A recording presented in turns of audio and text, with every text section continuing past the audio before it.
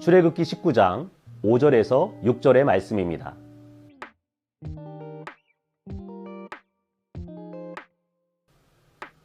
이스라엘은 430년 동안 애굽에서 노예로 살았습니다. 출애굽한 이후에도 40년 동안 광야에서 나그네의 삶을 살아야만 했습니다. 노예와 나그네의 삶을 살았던, 그래서 그 누구의 보호도 아무런 가치도 미래에 대한 비전도 없는 이스라엘. 하나님은 그런 이스라엘을 하나님의 백성, 소유, 제사장 나라라고 말씀하십니다. 첫째, 하나님의 백성이라 말씀하십니다.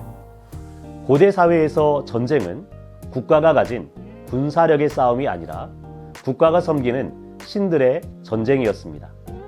신들은 자신을 섬기는 백성들에게 승리를 안겨줄 뿐 아니라 보호해야만 했습니다. 하나님은 가나안 땅을 정복하기 위해 참전하는 이스라엘을 하나님의 백성 삼고 가나안 정복 전쟁에서 지키고 보호하기로 결정하십니다. 둘째, 하나님의 소유라고 말씀하십니다. 소유는 히브리어로 세굴라입니다.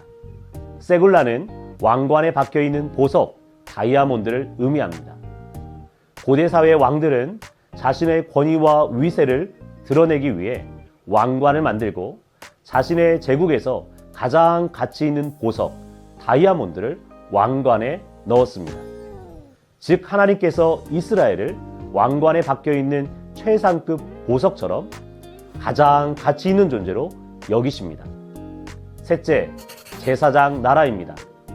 범죄한 이스라엘 백성은 제사장을 통해 드려지는 제사로 속죄를 받았습니다. 즉 범죄로 인해 상실되었던 하나님의 백성, 소유, 제사장 나라로서의 지위를 회복하게 됩니다. 그리고 그들이 하나님의 백성으로 살아야 할 삶의 기준과 가치, 말씀을 가르칩니다. 하나님은 이스라엘 전체를 제사장 나라로 부르셨습니다.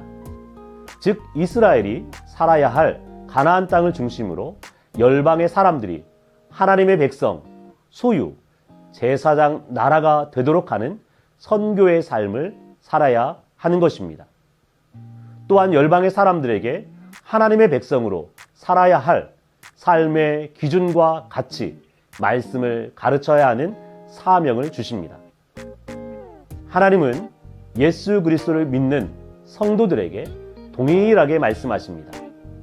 베드로전서 2장 9절에 너희는 택하신 족속이요 왕 같은 제사장들이요 거룩한 나라요 그의 소유가 된 백성이니 하나님께서 세상에 그 무엇보다 가장 가치 있게 여기는 소유로 치열한 세상 속에서 하나님의 보호를 받는 존재로 모든 열방이 하나님의 백성과 소유와 제사장 나라로서의 삶을 살아가게 하는 제사장 나라로서의 역할을 온전히 감당하기를 기대하십니다.